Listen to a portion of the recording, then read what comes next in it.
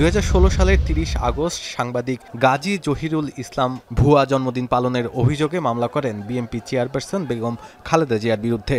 অভিযোগ করেন জাতীয় শোক দিবসে কেক কেটে জন্মদিন পালন করেন তিনি। তবে এই মামলায় 2018 সালে জামিন পান বেগম খালেদা জিয়া।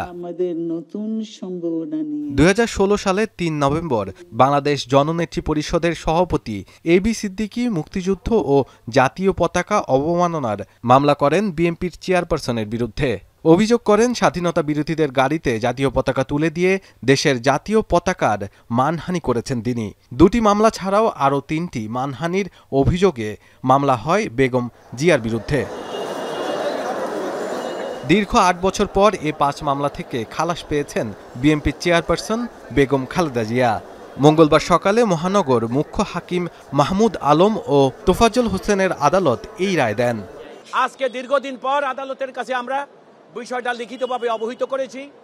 বিজ্ঞ আদালত আজকে জনাব এসিএমএম মাহবুবুল আলম এবং আরেকজন এসিএম তোফাজ্জল হোসেন তারা ম্যাডামের 5টি মামলায় তাকে খালাস দিয়েছেন।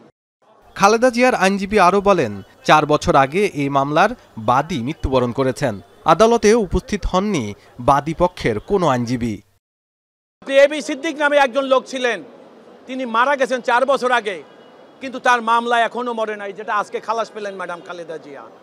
অর্থাৎ সরকারের ইঙ্গিতে 5 আগস্টের আগ পর্যন্ত এই মামলায় যত আমরা ডাক চিৎকার করেছি, আদালতে নিবেদন করেছি, আদালত শুধু তারিখের পর তারিখ দিয়ে যেতেন, কারণ সরকারের পৃষ্ঠপোষকতায় এই সকল মামলা ছিল ম্যাডামের খালেদা জিয়ার জন্মদিনের মামলা। মামলা হলো মুক্তিযোদ্ধাদের সংখ্যা নিয়ে দেশের সাবেক প্রাইম মিনিস্টার কথা বলেছিলেন।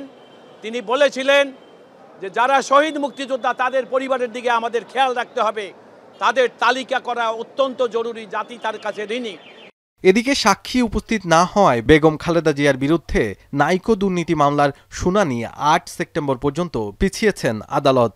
বানোয়াট একটা কল্পকাহিনী দিয়ে নাইকো মামলাটি দায়ের করা হয়েছিল। এই মামলার সাক্ষ্য প্রমাণ প্রায় শেষ হয়ে গিয়েছে।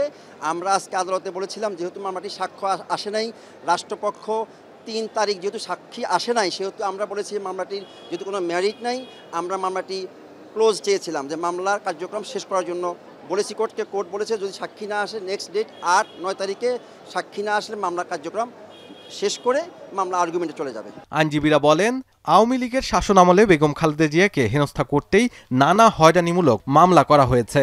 আপনারা জানেন ম্যাডাম খালেদা জিয়া। শাহাদাত অফরো, এখন ঢাকা। দেখুন আমার কথা